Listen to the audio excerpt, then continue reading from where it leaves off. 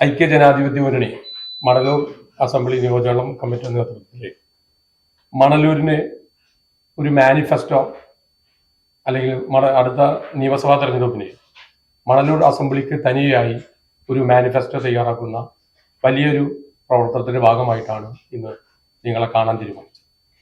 നമുക്കറിയാം, ഒരുപക്ഷെ കേരളത്തിൽ ആദ്യമായിട്ടായിരിക്കാം ഒരു അസംബ്ലി നിയോജകമണ്ഡല തലത്തിൽ ഒരു തെരഞ്ഞെടുപ്പ് പത്രിക അല്ലെങ്കിൽ ഒരു മാനിഫെസ്റ്റോ തയ്യാറാക്കുന്നത്. അതിനുവേണ്ടി 5-ാം തീയതി ഒരു ജനകീയ വികസന സെമിനാർ സംഘടിപ്പിച്ചു.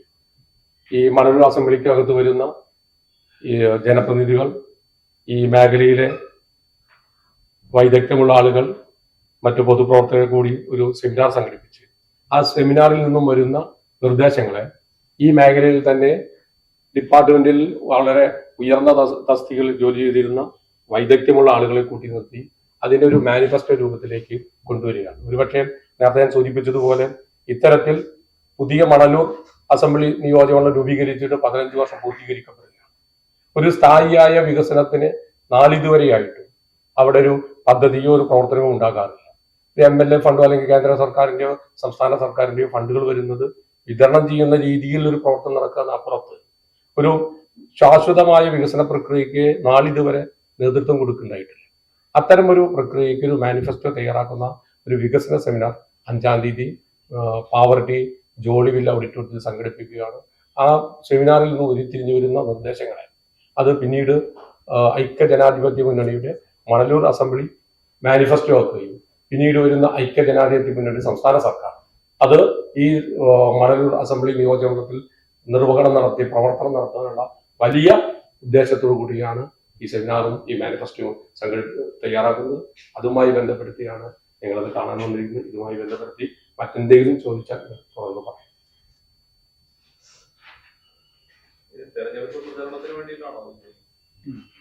തെരഞ്ഞെടുപ്പ് പ്രചരണത്തിനപ്പുറത്ത് നമുക്കൊരു നാടിന്റെ പ്രാദേശിക വികസനങ്ങളെ അഡ്രസ് ചെയ്യുന്ന രീതിയിലേക്ക് ഒരു മാനിഫെസ്റ്റോ ഒരു തെരഞ്ഞെടുപ്പ് കാലത്തും ഒരു തെരഞ്ഞെടുപ്പിന് മുന്നോടിയാണല്ലോ അതിന് മാനിഫെസ്റ്റോ തയ്യാറാക്കുന്നത്. അതിന് മുന്നേ ചെയ്തു വെച്ചിട്ട് കാര്യമില്ല. ആ തെരഞ്ഞെടുപ്പ് ഐക്യജനാധിപത്യ മുന്നണി ഈ തെരഞ്ഞെടുപ്പിന് മണലൂർ അസംബ്ലിയിൽ നേരിടുന്നത് ഈ മാനിഫെസ്റ്റോയുടെ അടിസ്ഥാനത്തിലാണ്. അതുകൊണ്ടാണ് ഈ സമയത്ത് സെമിനാർ CP ജോൺ ആണ് സാധ്യതയുള്ളത് എന്ന് നാളത്തോടെ കൺഫേം ആവും.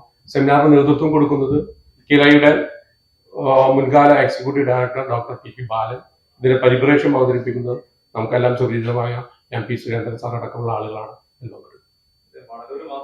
മണലൂർ അസംബ്ലി കോൺസ്റ്റിറ്റ്യുവൻസി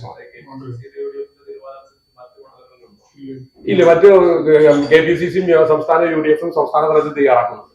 അതിനനുബന്ധം എന്ന നിലയ്ക്ക് ഒരുപക്ഷെ സംസ്ഥാന തലത്തിലുള്ളൊരു മാനിഫെസ്റ്റോയിനകത്ത് നമുക്ക് നാട്ടിലെ എല്ലാ വിഷയങ്ങളും അഡ്രസ് ചെയ്യാൻ സാധിക്കാറില്ല. അതിന് വളരെ മൈന്യൂട്ടായി താഴെത്തട്ടിലേക്ക് കടന്ന് വളരെ മൈന്യൂട്ടായി ഇറങ്ങി നമുക്കറിയാം. ഒരുപക്ഷെ തൃശ്ശൂരിന്റെ നെല്ലായെന്ന് ചോദിച്ചാൽ മണലൂരാണ് ഏറ്റവും അധികം കോൾ കർഷകരും കൃഷി മുടങ്ങുന്നത്. അതിനൊന്നും ശരിക്കും കൃത്യമായി അഡ്രസ് ചെയ്യാൻ കഴിഞ്ഞുപോയ കാലഘട്ടങ്ങളിൽ ആർക്കും സാധിച്ചിട്ടില്ല. അതിലേക്ക് അഡ്രസ് ചെയ്യാൻ ജനകീയമായ പ്രപ്പോസൽ വന്ന് അതിലേക്ക് ഒരു ഫെസ്റ്റിവലിലേക്ക് ആക്കി അത് ഇനി നിർവഹണത്തിലേക്ക് കൊണ്ടുവരും. അതെ, ഞാൻ പറഞ്ഞില്ല. അത്തരമൊരു കാര്യം സൂചിപ്പില്ല. 15 വർഷം തന്നെ എടുത്ത് പറഞ്ഞു. 15 വർഷം ഇത്തരമൊരു പ്രോസസ്സ് നടന്നത്. അതോടെ പറഞ്ഞ ഒരുപക്ഷെ കേരളത്തിൽ ആദ്യമായി ഒരു അസംബ്ലി നിയോജകമണ്ഡലത്തിന് മാനിഫെസ്റ്റോ തയ്യാറാക്കുന്നതിന് സൂചിപ്പിച്ചു. അങ്ങനെ ഒരു പ്രോസസ്സിലേക്ക് കടന്നിട്ടില്ല. ഒരുപക്ഷെ ഇത് കണ്ട് ഈ മറ്റു സംഘടനാ സംവിധാനങ്ങളെല്ലാം ആക്കണമെന്ന താല്പര്യം കൂടി കേൾക്കുന്നു. ഇത് ഈ തലത്തിൽ നമ്മുടെ പ്രാദേശിക വികസനത്തിനെ സമ്പൂർണ്ണമാക്കും.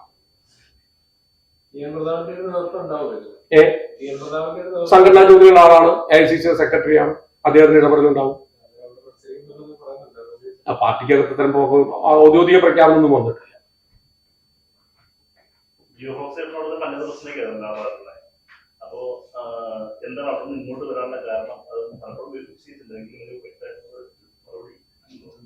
ഈ സമ്മേളനത്തിൽ പറയേണ്ട കാര്യമുണ്ട്. കഴിഞ്ഞ് മാസങ്ങൾ കഴിഞ്ഞൊരു സംഭവമല്ലേ.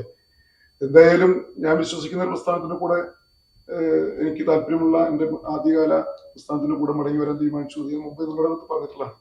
ഇവിടെ ഇപ്പൊ ഈ വികസന സെമിനാറുമായി ബന്ധപ്പെട്ട് മണലൂർ നിയോജകമണ്ഡലത്തിൽ ഒരു വികസന കാഴ്ചപ്പാട് ഇതുവരെ ഇല്ല. അവിടെ പ്രകൃതിപരമായി രമണീയമായ നിരവധി സ്ഥലങ്ങൾ ഓരോ പഞ്ചായത്തുകളിലും ഉണ്ട്. അതിനെയൊക്കെ ഒരു ടൂറിസം സംവിധാനത്തിലേക്ക് ആ മേഖലയിലുള്ള വിഭവങ്ങളെ കുന്നാണെങ്കിൽ കുന്നിനെ, ജലാശയങ്ങളാണെങ്കിൽ അതിനെ, അല്ലെങ്കിൽ KLDC കനാലുകൾ, തോടുകൾ, കായലുകൾ ഇതിനൊക്കെ ബന്ധപ്പെടുത്തിക്കൊണ്ട് ഒരു നല്ല ടൂറിസം പദ്ധതി ഇന്ന് മണലൂരിൽ കൊണ്ടുവരാനായിട്ട് കഴിഞ്ഞ കാലഘട്ടങ്ങളിൽ MLA എന്ന നിലയ്ക്ക് ശ്രമം നടത്തിയിട്ടില്ല. സർക്കാർ തലത്തിലുള്ള ഫണ്ടുകളുമില്ല. എലവള്ളി ഗ്രാമപഞ്ചായത്തിൽ 2 ടൂറിസം ഡെസ്റ്റിനേഷൻ ചലഞ്ചിന്റെ 2 ഫണ്ടുകൾ കൊണ്ടുവന്നു എന്നതിനപ്പുറത്ത്, അല്ലെങ്കിൽ ഏനമോ പാർക്ക് നവീകരിച്ചു എന്നതിനപ്പുറത്ത് യാതൊരുവിധ ടൂറിസം സാധ്യതകളെ കുറിച്ചിട്ടും അവിടെ MLA ഫണ്ട് ലഭ്യമാക്കുന്നു, അത് കൊടുത്തു തീർക്കുന്നു, അല്ലാണ്ട് മറ്റു വേറെ ഒന്നും ചെയ്തു തീർക്കുന്നില്ല. മാത്രമല്ല അവിടെ പുതിയ തലമുറയ്ക്ക് വേണ്ടിയിട്ടുള്ള ഒരു സ്റ്റാർട്ടപ്പുകളും തുടങ്ങുന്നതിനെ കുറിച്ചിട്ടുള്ള യാതൊരു കാഴ്ചപ്പാടും. നേരത്തെ CC സൂചിപ്പിച്ചതുപോലെ കോൾ മേഖലയിൽ ഏറ്റവും കൂടുതൽ പ്രദേശം ഉൾപ്പെടുന്നതാണ് വെങ്കിടങ്ങിലെ ഭൂപ്രകൃതിയുടെ 1/3 കോൾ മേഖലയാണ്. അത്തരത്തിലുള്ള കോൾ കർഷകർക്ക് ഇന്നും എന്താ പറയുക വറുതിയുടെ കാലമാണ്. അവരുടെ പ്രശ്നങ്ങൾക്ക് പരിഹാരം കാണാൻ ഒരു മാസ്റ്റർ പ്ലാൻ തന്നെ തയ്യാറാക്കി മുന്നോട്ട് പോകണമെന്നാണ് നമ്മൾ ആഗ്രഹിച്ചത്. അത്തരത്തിലുള്ള ഒരു പദ്ധതികൾ രൂപീകരിക്കണമെങ്കിൽ നിലവിലുള്ള ജനപ്രതിനിധികളും അല്ലെങ്കിൽ മുൻകാല ജനപ്രതിനിധികളും ഒക്കെ ഇരുന്ന് ആസൂത്രിതമായി 20 വർഷമായി മണലൂരിന്റെ ഒരു സ്വപ്ന പദ്ധതിയാണ് കോലുമാട് ശുദ്ധജല പദ്ധതി. 20 വർഷം മുമ്പ് പോൾസൺ മാസ്റ്റർ MLA ആയിരുന്ന സമയത്ത് തുടക്കം വെച്ചതാണ്. പിന്നീട് ഇങ്ങോട്ട് അതിന്റെ ഒരു പൂർത്തീകരണത്തിന് ആവശ്യമായ ഒരു നടപടിയും സ്വീകരിച്ചിട്ടില്ല. ഇപ്പോ വടാനപ്പള്ളി തൃശൂർ സ്റ്റേറ്റ് ഹൈവേയുടെ വികസനവുമായി ബന്ധപ്പെട്ട് അവിടെ ഉണ്ടായിരുന്ന അതിന് MLA ആകുന്നതിന് മുമ്പ് അതിന്റെ ആലോചനാ യോഗവും അതിന്റെ കമ്മിറ്റികളൊക്കെ രൂപീകരിച്ച് ആക്ഷൻ കൗൺസിലൊക്കെ രൂപീകരിച്ച് പ്രവർത്തിച്ചു വന്നത്. എന്നിട്ടും 20 വർഷമായിട്ടും ആ റോഡിന്റെ ഒരു വികസനത്തിന് ആവശ്യമായിട്ടുള്ള ഉള്ളത് ടാർ ചെയ്ത് പോയതല്ലാതെ പല സ്ഥലങ്ങളിലും വീതി കുറഞ്ഞ പ്രദേശങ്ങളൊക്കെ മാറ്റുന്നതിന് ഇപ്പൊ 20 വർഷം മുമ്പ് കൊണ്ടുവന്ന ഒരു പദ്ധതിയാണ് കണ്ണൂത്ത് പുല്ല റോഡ്. ആ റോഡ് ഇപ്പോഴും ടാറിങ് പൂർത്തീകരിക്കാതെ പാതി വെയിലായി നിൽക്കുകയാണ്. അപ്പൊ അങ്ങനെ മണലൂരിന്റെ നിരവധി സ്വപ്ന പദ്ധതികളുണ്ട്. ആ സ്വപ്ന പദ്ധതികൾ എന്തൊക്കെയാണെന്ന് ഒരു രൂപരേഖ തയ്യാറാക്കി നേരത്തെ CC സൂചിപ്പിച്ചതുപോലെ ഒരു മാനിഫെസ്റ്റോ രൂപത്തിലാക്കി അതിനെ ബേസ് ചെയ്തുകൊണ്ട് അതിൽ പറയുന്ന കാര്യങ്ങൾക്ക് പ്രാധാന്യം കൊടുത്തുകൊണ്ട് ഒരു സമഗ്ര വികസനം മണലൂരിൽ കൊണ്ടുവരിക എന്നതാണ് UDFന്റെ ഈ കമ്മിറ്റി ഈ വികസന സെമിനാർ നടത്തിക്കൊണ്ട് ഉദ്ദേശിക്കുന്നത്. ഇത് പാർട്ടി തീരുമാനിക്കുന്ന കാര്യങ്ങളാണ്. പാർട്ടിയുടെ തീരുമാനത്തിന് വിധേയമായി സ്ഥാനാർത്ഥികളൊക്കെ വരും.